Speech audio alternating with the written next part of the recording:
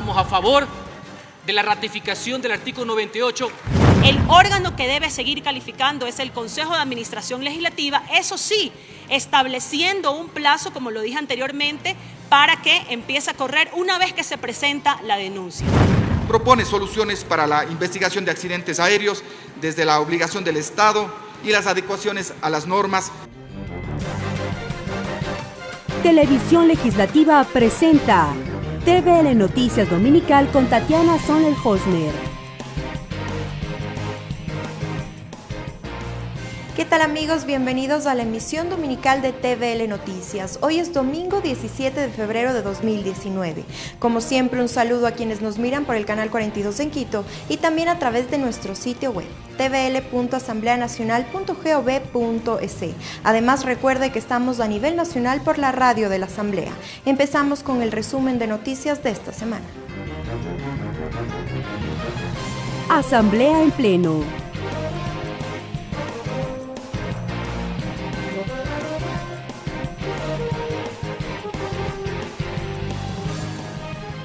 Listas las reformas a la Ley de Comunicación. La Asamblea Nacional resolvió la objeción parcial del Ejecutivo acogiendo 22 de las 26 observaciones e insistiendo en el texto originalmente aprobado de las 4 restantes. Entre otras cosas, el Parlamento decidió mantener el texto vigente del artículo 98 de la ley sobre la producción de publicidad nacional y la prohibición de importación de piezas producidas en el exterior. Las reformas ahora esperan su publicación en el registro oficial. La votación se dio por bloques. Con 109 votos, el Pleno de la Asamblea Nacional ratificó 4 artículos dentro de la objeción parcial del Ejecutivo al proyecto de reformas a la Ley de Comunicación. Dentro de ese paquete se incluye el artículo 98 que protege a la producción nacional. Es decir, ese artículo seguirá vigente en el país. El asambleísta Henry Cucalón expuso las consideraciones. Estamos a favor de la ratificación del artículo 98, eso sí, para que haya incentivos fuertes al sector, para que podamos estar acordes a estándares internacionales y que haya una libre competencia, señores, estamos dispuestos. Ese es parte de los consensos mínimos que podemos conseguir aquí en la Asamblea Nacional. En cuanto a la siguiente votación, con 75 afirmaciones, el Pleno de la Asamblea decidió allanarse a 22 artículos propuestos por el presidente de la República. Entre esos artículos consta la conformación del Consejo de Regulación y Desarrollo de la Información y Comunicación Cordicom, así como la eliminación de las acciones afirmativas para los medios de comunicación comunitarios, explicó la asambleísta Marcela Holguín. Este veto a todas luces es inconstitucional, contraviene el artículo 19 de nuestra Constitución. El asambleísta Jorge Corozo, presidente de la Comisión de Derechos Colectivos, precisó que con las reformas, ahora la Agencia de Regulación y Control de las Telecomunicaciones, Arcotel, así como el Cordicom, deberán elaborar un nuevo concurso para la asignación de frecuencias. Ya no habrá asignación directa, precisó. Hemos tomado en consideración el informe de la Contraloría, hemos tomado en consideración efectivamente las recomendaciones del Ejecutivo, los asambleístas han planteado también cuáles son las observaciones importantes que tenía que tener este veto y hemos ratificado en algunos artículos, hemos allanado en otros porque consideramos que es lo más justo. Las reformas a la Ley de Comunicación serán enviadas al registro oficial para su puesta en vigencia. Ricardo Bravo, TVL Noticias.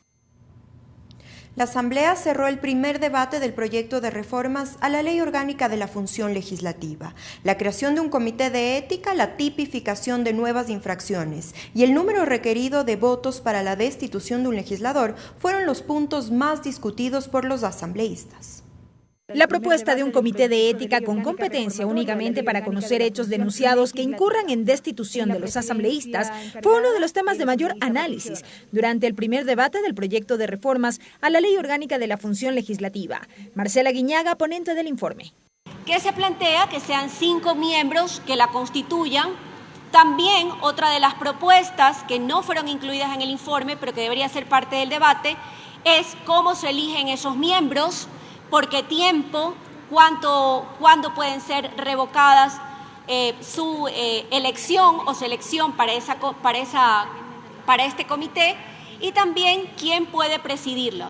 Sobre este particular expresó preocupación la legisladora Viviana Bonilla, quien dijo no estar de acuerdo con que dicho comité se encargue de la calificación y sustanciación de procesos a la vez. Estas etapas tienen que estar claramente diferenciadas justamente para evitar también que el vaivén político, los intereses políticos puedan interferir en el debido proceso. El órgano que debe seguir calificando es el Consejo de Administración Legislativa, eso sí, estableciendo un plazo, como lo dije anteriormente, para que empiece a correr una vez que se presenta la denuncia. La discusión también se centró en torno a la incorporación de observaciones tras el segundo debate de los proyectos de ley. Los parlamentarios sugirieron que sea la comisión a cargo del tratamiento en su conjunto para que decida los últimos cambios y no los asambleístas ponentes. Patricio Donoso de Creo y Tito Puanchir por Pachacuti. Los cambios planteados en segundo debate en el Pleno deberán en este caso tener primero la anuencia del ponente y luego la anuencia de la comisión. Y que el proponente tenga la posibilidad de, conjuntamente con el ponente, no estoy pidiendo que se elimine, puedan hacer los cambios en concordancia con la opinión mayoritaria de la comisión. Otras observaciones se plantearon en el sentido de que para la destitución de un legislador se requiere el voto de las 2/3 partes del Parlamento. El socialcristiano Henry Cucalón. Hay antecedentes. ¿Por qué un presidente es con 2/3 partes? ¿Por qué un ministro de Estado que es designado por decreto ejecutivo o a dedo por el vulgo es con 2/3 partes y alguien elegido por el pueblo no? 18 intervenciones en total en 2 jornadas provocó este primer debate. Los aportes a la propuesta volverán al análisis a la Comisión de Justicia para la elaboración del informe para el segundo y definitivo debate. Belkis Sánchez, TVL Noticias. El primer debate de las reformas a la Ley de Aviación Civil y a las reformas a las utilidades de los trabajadores del sector hidrocarburífero y minero marcó la agenda de la sesión plenaria número 577. Además, los legisladores condecoraron al padre Pedro Niño Calzada por su mérito social y educativo. Culminó el primer debate de las reformas a la Ley de Aviación Civil y al Código Aeronáutico que tiene que ver con la Junta Investigadora de Accidentes.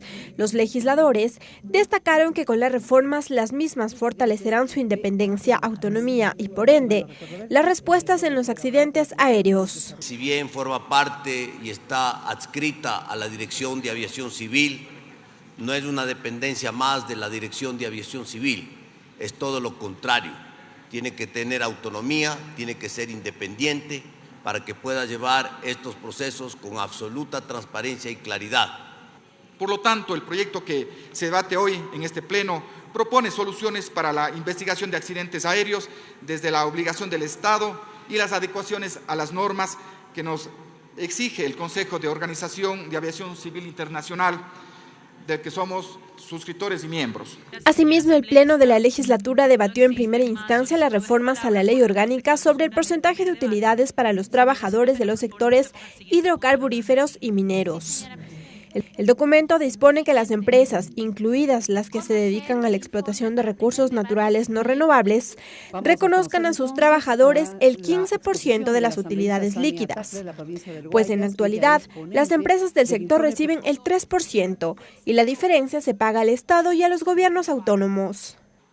Lo que quiere decir que está en nuestra decisión tratar a todos los trabajadores privados del Ecuador por igual, sin discriminación. Podemos seguir tratándolos de manera injusta ante todo el esfuerzo y el empeño que ponen diariamente para trabajar de forma honrada. Las actividades a las que se refiere este proyecto de ley, como petroleros o mineros, son actividades de alto riesgo con una serie de características que los vuelven aún más sacrificados.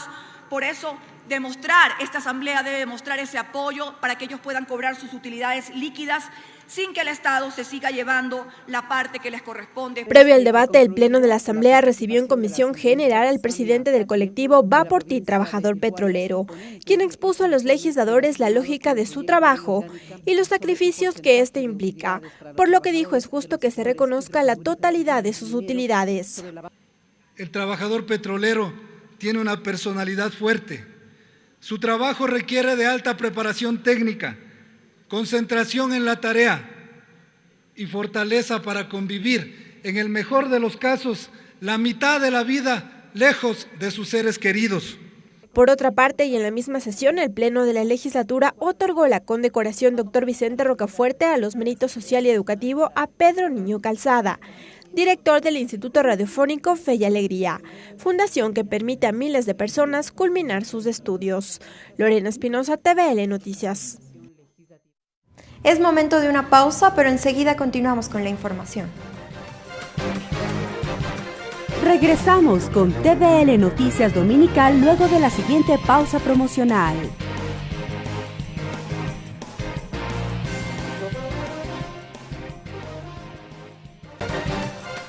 Sumario legislativo. Gracias por su sintonía. Continuamos con las noticias. Agenda legislativa, gobernabilidad e institucionalidad fueron los ejes en el que se basó la presidenta de la Asamblea Nacional durante su rendición de cuentas. La titular del Parlamento detalló su trabajo frente a más de 600 personas que acudieron a la estación de trenes ubicado en Chimbacalle, en el centro sur de Quito. Representantes de gremios, organizaciones, colectivos, líderes barriales, ciudadanía y asambleístas recibieron a la presidenta del Parlamento, Elizabeth Cabezas, quien rindió cuentas de la gestión realizada por la Asamblea durante el 2018. Explicó que el legislativo, con todos los jefes de bloque, consensuó una agenda legislativa. Y en ese sentido, sumadas las otras bancadas de los otros partidos, tanto de CREO cuanto del Partido Social Cristiano, de SUMA y de algunas otras organizaciones locales que se unificaron en un bloque que se llama el Bloque de Integración Nacional, ninguna de ellas por sí sola tiene la posibilidad de aprobar una ley con una mayoría de votos. Informó que aprobaron normas que permitirán mayor inversión y empleo. Es una ley que al final de muchísimos años le hace justicia al territorio amazónico. Dijo que la Asamblea atendió los requerimientos de estudiantes, adultos mayores, jubilados, amazónicos, del sector cultural, de defensores de derechos humanos, entre otros. Esto garantiza que el Estado tenga un sistema de protección a los adultos mayores. Sobre la fiscalización y control político, indicó que el Consejo de Administración Legislativa dio paso al trámite de 7 pedidos de juicio político. 2 que terminaron con tres que terminaron con resolución del Pleno y 3 que lastimosamente por unos vacíos en la ley de la función legislativa no pudieron terminar en una sanción. El Pleno sesionó en 119 ocasiones, en las cuales recibió 29 comisiones generales y 15 comparecencias. Luego, la titular del Legislativo detalló la propuesta del acuerdo por la gobernabilidad. Y creo que lo más importante es, como país, plantear objetivos y decir vamos a llegar a este punto, y para llegar a ese punto tenemos que dar estos pasos y tenemos que llegar a estos acuerdos. La presidenta resaltó el trabajo desarrollado por las áreas que conforman el Parlamento, entre ellas el Plan de Optimización de Recursos, que permitió un ahorro de 5,5 millones del presupuesto del 2018. Ricardo Bravo, TVL Noticias. La Comisión Ocasional que tramita las reformas a la Ley de Tránsito centró su labor en los ejes de participación ciudadana, seguridad vial y tecnología. La Mesa Legislativa rindió cuentas de su gestión la mañana de este 12 de febrero. En la rendición de cuentas desarrollado entre enero y diciembre del 2018, Fafo Gavilanes, presidente de la Comisión Ocasional de Tránsito, enfatizó la necesidad de realizar una reforma integral a la Ley de Transporte Terrestre. Ha habido un comprometimiento de los colegas asambleístas de nuestra comisión y también hemos hecho el acercamiento con los colegas asambleístas de la Comisión de Justicia para empezar a trabajar en esa reforma tan importante. La propuesta recoge ejes de tránsito, transporte terrestre, seguridad vial y tecnología, dijo Gavilanes. El eje de tránsito, donde hablamos de licencias, obtención, de categorización, de pérdida, de recuperación de puntos. Durante el recorrido por el país, Gavilanes dijo que existe preocupación por el sistema de recuperación de puntos en las licencias de conducir. Pero también existe del lado de que a través de la Agencia Nacional de Tránsito yo tengo 0 puntos, pero por arte de magia ya tengo 30. ¿Qué está pasando? Fue en diciembre del 2018 que el Pleno de la Asamblea Nacional arrancó con el primer debate del proyecto de reformas a la Ley de Tránsito.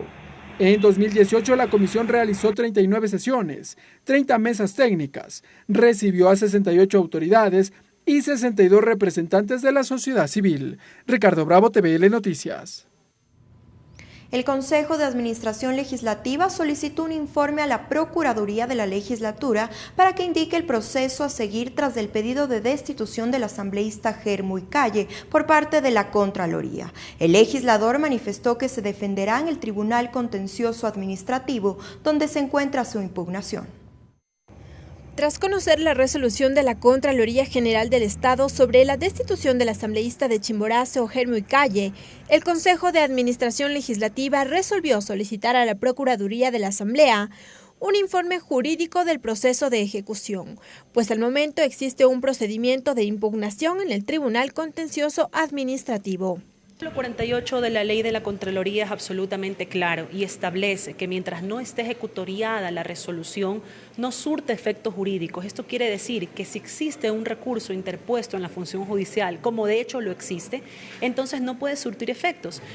No puede proceder algo ipso iure cuando es un acto administrativo que puede ser impugnado, como de hecho ha sido impugnado. El CAL recibió las acusaciones y las pruebas de descargo, quienes sustentaron sus posiciones. El legislador Germuy Calle reiteró que la sentencia que no esté en firme no se puede ejecutoriar y que será en el Tribunal Contencioso Administrativo donde demuestre su inocencia. Pero yo le garantizo que el Tribunal Contencioso Administrativo va efectivamente a darme la razón. Le voy a indicar solamente por una situación que es de forma y de fondo. Cuando ellos me notificaron previamente con una predeterminación de esta destitución, yo respondí y ellos tenían 60 días para poder confirmar o desechar. Pasaron casi 100 días, es decir, perdieron competencia por tiempo. Están desde ese momento ya efectivamente sin posibilidad alguna de juzgar ese supuesto acto de proselitismo político. La asambleísta Soledad Buendía manifestó que casos como este no han sucedido. Calificó como desproporcionada la resolución de Contraloría y aseguró que se trata de persecución política. Y creo que ni en el país, porque sancionar a cualquier autoridad, a cualquier legislador, quitarle su curul o su designación en cualquier espacio por el pueblo ecuatoriano, por solicitar un auditorio, tendrían que destituir a muchísimas autoridades, incluido seguramente el presidente de la República. La Contraloría solicita la destitución del asambleísta Calle por haber usado las instalaciones de una universidad de Chimborazo con fines proselitistas. Lorena Espinosa, TVL Noticias. La Comisión de Gobiernos Autónomos recibió al secretario del Comité para la Reconstrucción de las provincias afectadas por el terremoto de abril de 2016. El funcionario indicó que hasta la fecha, producto de la Ley de Solidaridad, se han recaudado más de 1.600 millones de dólares, que principalmente se han destinado a la construcción de viviendas, salud y educación. El secretario del Comité para la Reconstrucción presentó ante la Comisión de Gobiernos Autónomos el informe sobre el manejo de recursos de la Ley de Solidaridad. Dijo que hasta la fecha se ha recaudado 1.634 millones de dólares provenientes, entre otros aspectos, del impuesto al valor agregado, utilidades e impuesto al patrimonio. De personas jurídicas en el exterior, que también se grabó, 140 millones de dólares, las remuneraciones. Recordemos el día del salario que se descontó a los trabajadores públicos. Aseguró que de la ejecución presupuestaria la gran mayoría de recursos se destinaron a diferentes ministerios que trabajaron para cubrir aspectos como vivienda, salud, seguridad y educación. De proyectos de vialidad, educación, vivienda, salud, electricidad, inclusión económica, agua potable y saneamiento. Respecto de la construcción de viviendas, indicó que se ha invertido más de 570 millones de dólares. Dijo que está a punto de culminar la entrega de casas construidas en terrenos propios. Se programó que se debían construir 19.549 viviendas en terreno propio, de las cuales han sido construidas y entregadas 17.097. Se encuentran en ejecución 1.737 y se encuentran por contratar o en este desfase entre la falta de cumplimiento del contratista y evidentemente el poder contratar nuevas casas, cerca de 715 viviendas. Precisó también que la principal fuente de financiamiento de la reconstrucción fue la Ley de Solidaridad, seguida de créditos internacionales y donaciones. Donde se entregaba créditos concesionales a través del Eximbank, pero donaciones para poder construir 2 hospitales y un proyecto habitacional. Por otra parte, la mesa legislativa abocó conocimiento del proyecto de ley para prevenir y erradicar el microtráfico de sustancias estupefacientes y psicotrópicas, de iniciativa del asambleísta José Serrano. Lorena Espinosa, TVL Noticias.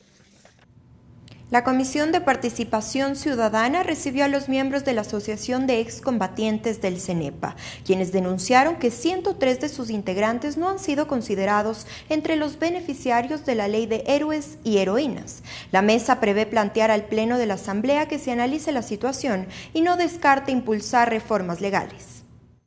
Llegaron a la Asamblea Nacional, algunos de ellos en silla de ruedas y muletas, otros acompañados del brazo de sus esposas e hijos.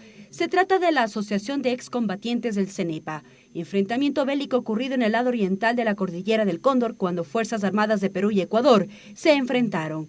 Fue en el año de 1995 que finalmente la guerra cesó. Cerca de cumplirse 24 años del conflicto del Alto CENEPA, los compatriotas reclaman sus derechos.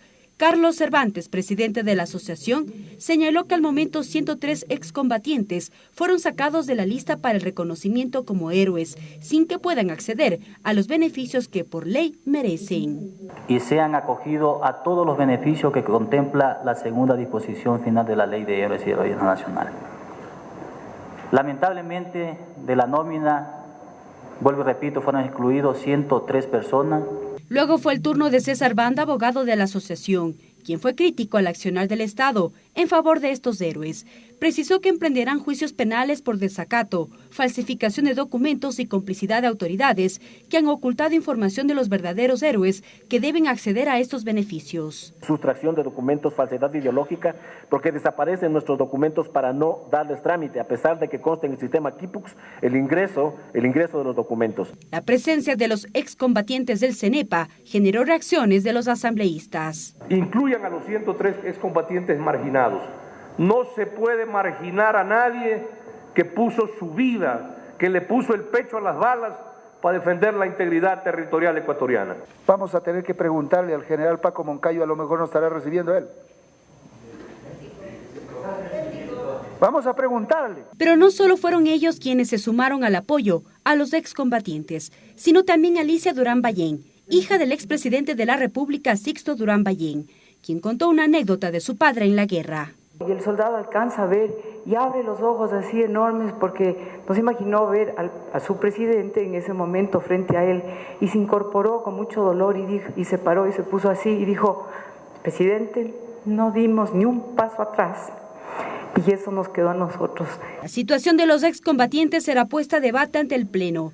La Comisión de Participación Ciudadana propondrá que la Asamblea adopte medidas en favor de los héroes del CENEPA. Mariela Logroño, TVL Noticias. El Gobierno Nacional defiende la compensación como estímulo para quienes brinden información que ayude a recuperar los recursos mal habidos. La propuesta se enmarca en el proyecto de ley de lucha contra la corrupción que tramita la Comisión de Justicia y Estructura del Estado. Solo la secretaria jurídica de la presidencia, Joana Pesantes, llegó a la Comisión de Justicia a pesar de que estaban invitados también el secretario anticorrupción, Iván Granda, y la fiscal subrogante, Ruth Palacios. Ellos debían explicar el proyecto de ley de lucha contra la corrupción de iniciativa del Ejecutivo y que la Comisión de Justicia trabaja en el informe para segundo debate. Pesantes sostuvo que la iniciativa será una herramienta que servirá para acabar con la impunidad. Lo que buscamos es que existan normas civiles, administrativas, penales que nos permitan hacer esta lucha contra la corrupción. Detalló artículo por artículo de la iniciativa y explicó que se plantea un estímulo del 20% como compensación para quienes entreguen información precisa que permita recuperar los recursos mal habidos fruto de la corrupción.